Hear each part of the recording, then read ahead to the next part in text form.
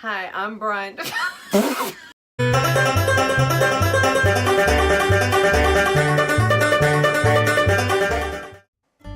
Hey everybody, I'm actually Brian here. And I'm Pam. And we're just going to try and catch you up on a couple of past projects.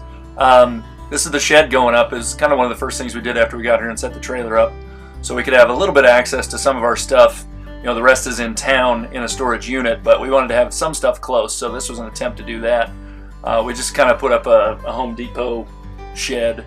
So really the biggest project was actually the foundation, because the shed is just kind of following the instructions and screwing it together. But there's the foundation going up on some cinder blocks, just to kind of keep it slightly off the ground for when it does get wet here, to let that wood last a little longer. Got some deck blocks on the corner, and then some buried cinder blocks just to keep it up off the ground. But we ended up with a nice, stable, square level foundation, so that was really successful. The rest of it was just fighting the wind and each other to put up this shed out of the box, which doesn't have the greatest instructions, or it's a little flimsy at times, especially when you first start putting it up. And didn't you have to go back? Yeah, and a few times it wasn't obvious from the directions, how something was supposed to go, and then 2 or 3 steps later you'll realize you did it wrong, so you have to undo it all and do it again. So I wasn't real happy about that.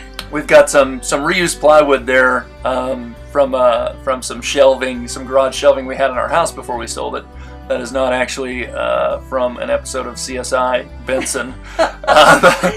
What, are you talking about the stain? The stain. Oh, I kind of zoned out there for a second. Again. As I do. But as I tend to do. But if you've ever put up one of these box sheds, it's not rocket science or anything, but you do have to kind of just fight.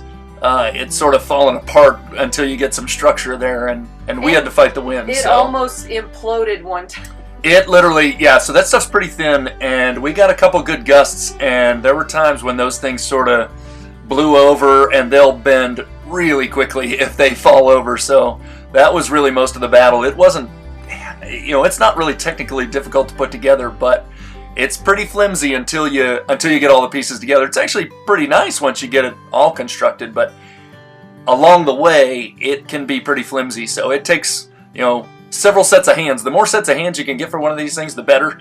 You could see we were propping shovels and ladders up against it just to keep things from falling over. But once you get it up, it actually is pretty stable. And like I said, it was just a quick fix for us. We're going to try and build a bigger, more substantial storage unit here. Might even practice some earth building techniques with that to get really the rest of our stuff from town out of storage and get it here on the land.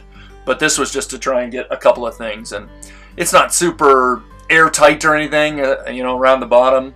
So most of what we put in there is in some Tupperware containers, make sure everything has lids and not cardboard boxes and stuff. So I think everything we put in there should be pretty safe. There's no food, there's no furniture, so.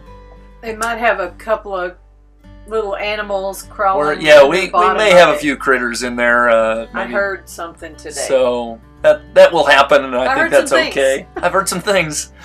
But we did actually, so we've thrown some just random tools and boxes and things in there. That's kind of how we got started. We've put a lot more in there since. It does actually hold currently our only composting toilet.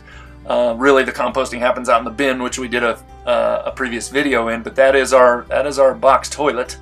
It's the only one we have. We still have a flush toilet in the trailer, but we've actually been using that toilet right there that you see. Let's not talk for the majority. But let's talk about the bunks. The next project is the bunks. Just a few pictures here to show you that we kind of took those bunks that we talked about that this had that didn't really do anything for us. So we knew right away that we wanted to convert them into some storage and like a pantry. So wasn't sure exactly how that was going to happen until I started to pull it apart. And what I ended up doing was kind of just saving some of the structure that they had, cutting some of it out and leaving some of the structure behind. And then it was simple as really just throwing some plywood on top of that stuff to get some shelves on one side. There you can see that, pretty simple. And on the other side, I kind of built my own out of some leftover 2x4s and plywood. Kind of put some notches in the 2x4s to give us some shelves wherever we wanted. Wasn't this my idea? Pam would tell you it was her idea, but that's how we came up with that there, and it's been working out real well. We've got dishes and food in there and stuff, so it's much better. So thank you. That's all, just to catch you up on some things. Thanks for watching.